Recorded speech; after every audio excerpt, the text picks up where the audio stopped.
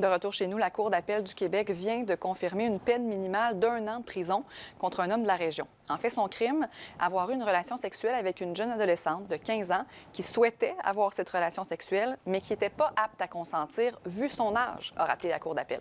On en discute avec Cassandra Lebel. En fait, Cassandra, il a pris le chemin de la prison il y a quelques jours. Voilà, et c'est important de le mentionner, Sarah, même si la relation sexuelle entre les deux parties était souhaitée, en fait, c'est qu'au moment des faits, l'homme était âgé de 24 ans et la victime était une adolescente de 15 ans. Dans son témoignage, par contre, elle a mentionné ne pas avoir l'impression d'être une victime d'actes sexuels, mais le tribunal a jugé que l'accusé devait avoir une peine de 1 an, qui se trouve à être la peine minimale du Code criminel du Canada, qui mentionne que quiconque commet une agression sexuelle est coupable si le plaignant est âgé de moins de 16 ans, comme c'est le cas actuellement, donc d'une peine minimale étant de 1 an. Pour mettre en contexte, les deux se sont rencontrés sur Facebook. L'adolescente était alors âgée de 12 ans et l'homme avait 21, 22 ans.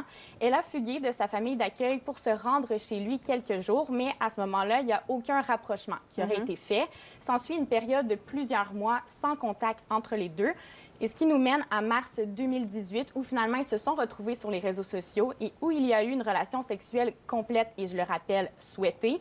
Dans son jugement, le tribunal a mentionné que, considérant l'écart d'âge et la vulnérabilité de la victime, l'accusé n'avait pas pris toutes les mesures raisonnables pour s'assurer de l'âge de celle-ci. Mais qu'est-ce que ça veut dire exactement, ces mesures raisonnables-là? J'ai envie de vous dire que c'est du cas par cas. D'ailleurs, le juge Poliquin note que parfois, une évaluation visuelle peut suffire, alors que dans d'autres circonstances, le fait de poser directement la question à la plaignante et de recevoir une réponse, ça ne suffit pas.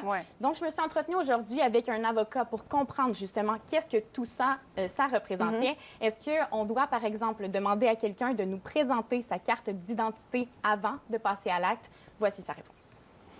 Pas nécessairement jusque-là. C'est sûr que ça serait peut-être la chose la plus prudente à faire, mais il faut quand même aller un peu plus loin que les premières impressions, là. Donc, on ne dit pas toutes les mesures possibles, mais toutes les mesures raisonnables. Ça va toujours dépendre un peu des circonstances, des faits particuliers du dossier. Mais on va exiger que la personne aille plus loin que de se fier à son impression, ou même, comme dans le cas de ce dossier-là, à ce que la personne lui a dit.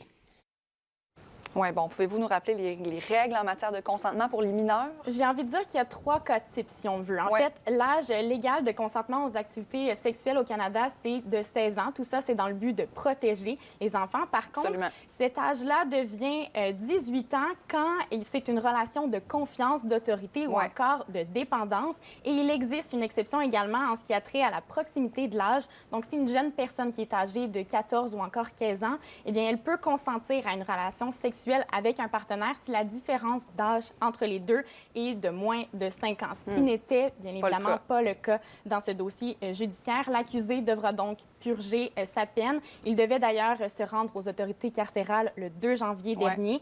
À cela s'ajoute une conformation à la loi sur l'enregistrement des délinquants sexuels, tout ça pour une durée de 20 ans. De 20 ans quand même. Merci beaucoup pour ces précisions, Cassandra Lebel.